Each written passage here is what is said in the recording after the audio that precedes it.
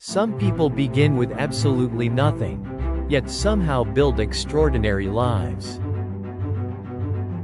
While others chased comfort, he invested in his future. He stopped saying, "I'm poor."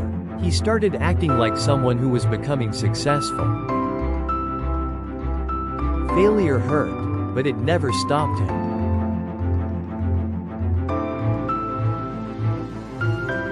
Success begins when you're willing to act before certainty exists. He chased skills, not status.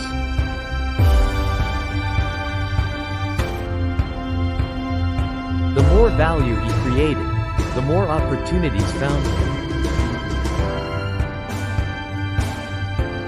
Wealth doesn't begin in your wallet, it begins in your mind.